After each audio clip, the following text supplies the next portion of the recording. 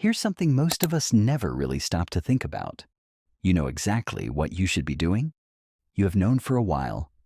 Exercise, that difficult conversation, the project you keep pushing back, the habit you said you would start on Monday.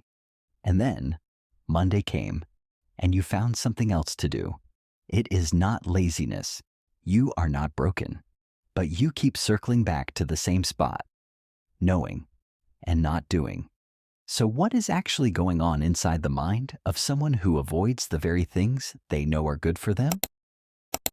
Because the answer might completely change the way you think about motivation and self-sabotage itself. Here's a quick deal. If you want more content like this that breaks down real human psychology and helps you understand yourself and the people around you, make sure you subscribe, hit the like button, and drop a comment saying, "Seen," so I know this is reaching the right people. Now, let's get straight into it. Let's start with what most people get wrong. They call it procrastination. They call it laziness. But psychologists say avoidance is not about not caring. It is about threat perception. Your brain is not avoiding the gym, or the conversation, or the deadline. It is avoiding how those things make you feel before you start them. Here are 3 patterns consistently showing up in the mind of someone who avoids things they know are good for them. The first is discomfort intolerance.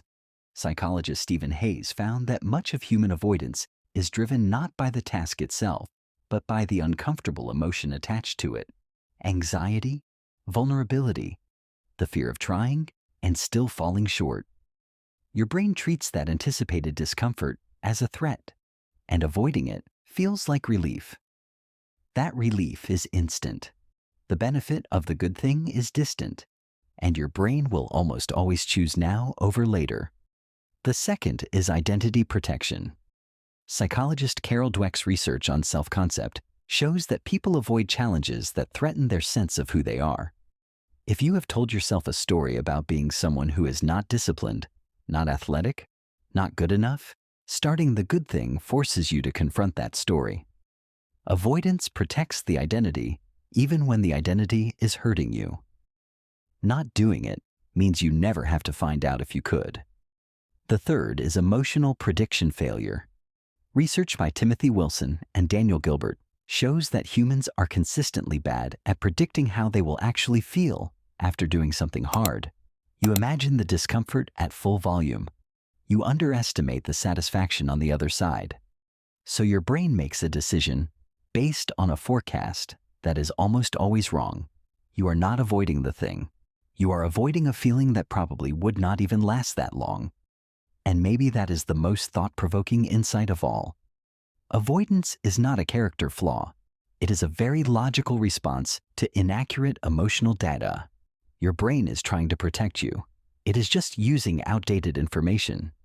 The thing you are avoiding is rarely as threatening as it feels. And the relief waiting on the other side is almost always bigger than you predicted. Drop a comment below. What is one thing you keep avoiding, even though you know it would be good for you? I read every single one. See you in the next one.